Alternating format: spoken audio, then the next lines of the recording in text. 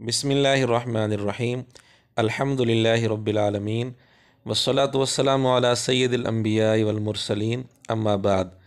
नाज़रीन, इंजीनियर मोहम्मद अली मिर्ज़ा की तहक़ीक़ के पैमाने बदलते रहते हैं। कभी इसकी ख्वाहिश होती है तो तहक़ीक़ का पैमाना और होता है, कभी इसकी ख्वाहिश उसके ख़िलाफ़ होती है तो तहक़ीक़ का पैमाना यकसर बदल जाता है।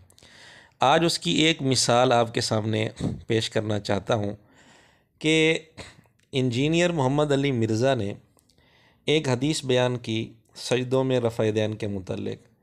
चूँकि इंजीनियर मोहम्मद अली मिर्ज़ा की ख्वाहिश ये थी कि इस हदीस को सही तस्लीम ना किया जाए, इसलिए इंजीनियर मोहम्मद अली मिर्ज़ा ने इस पर यह एतराज़ किया कि जी इसकी सनद में कतादा रावी है जो मुदल्लिस है और अन से रिवायत कर रहा है, और ये उसूल है कि जो मुदल्लिस अन से रिवायत करे समा की तसरीह ना हो तो उसकी रिवायत ज़ईफ़ होती है।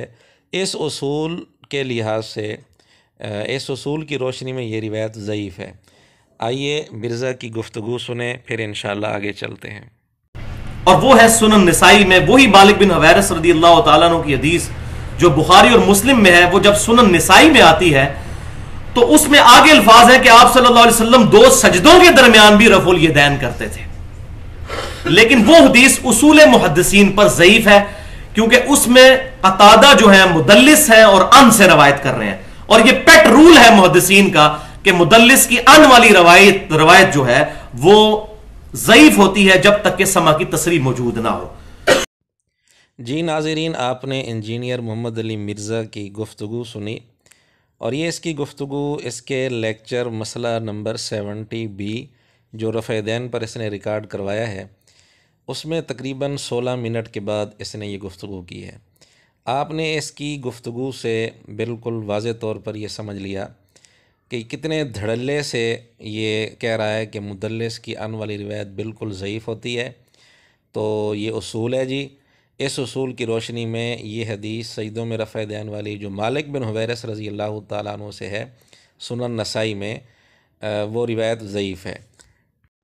लेकिन अजीब बात है कि इंजीनियर ने इसी वीडियो के अंदर मसला नंबर 70B में तकरीबन 1 घंटा 35 मिनट के बाद एक रिवायत बयान की हसन बसरी रहमतुल्लाह अलैह की जुज़ रफ़ा दैन के हवाले से।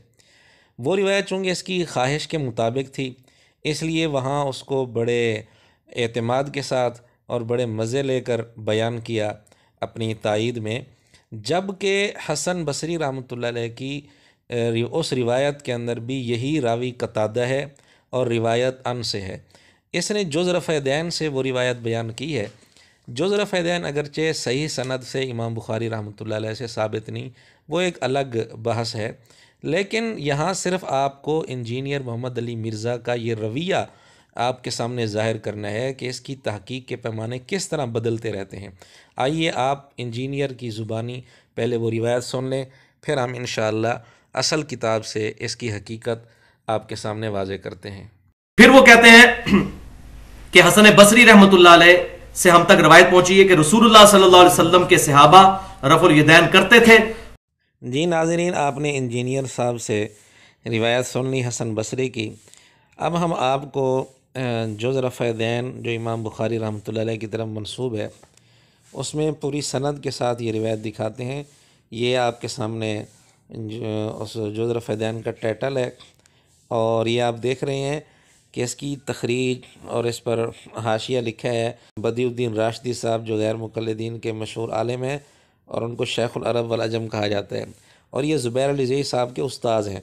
और ज़ुबैर अली ज़ई साहब ने इनके बारे में लिखा हुआ है कि अगर मुझे रुकन व मकाम के दरमियान यानी बैतुल्लाह के साथ खड़ा करके कसम ली जाए, मैं कसम खा कर कह सकता हूँ कि बदिउद्दीन राशिदी साहब से बड़ा आलिम और फ़कीह मैंने नहीं देखा।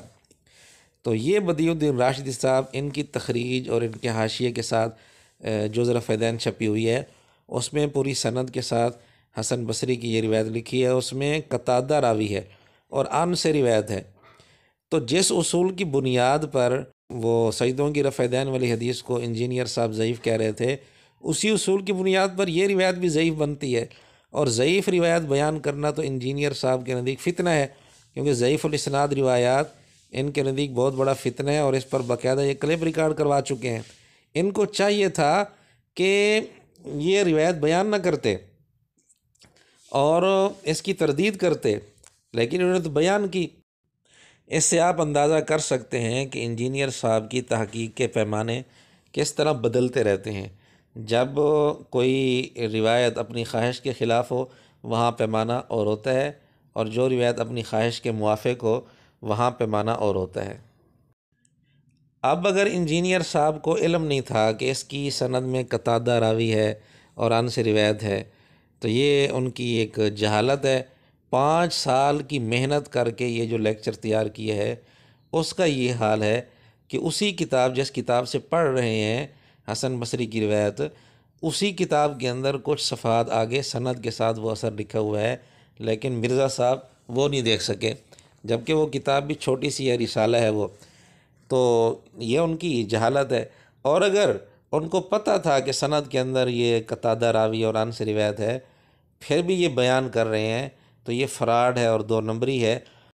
ناظرین، یہ بھی آپ کے ذہن میں رہے کہ حسن بصری کی اس روایت میں قتادہ کا جو شاگرد ہے وہ سعید ہے، جیسا کہ بدیع الدین راشدی صاحب نے بھی جو اپنی تخریج کے ساتھ کتاب چھپوائی ہے اس میں بھی سعید ہے، اور نیچے باقاعدہ انہوں نے حاشیے میں یہ بات لکھی ہے کہ ایک نسخے کے متعلق لکھتے ہیں کہ اس میں یہاں شعبہ لکھا ہوا ہے، لیکن یہ غلط ہے، صحیح یہی ہے کہ یہاں سعید ہے۔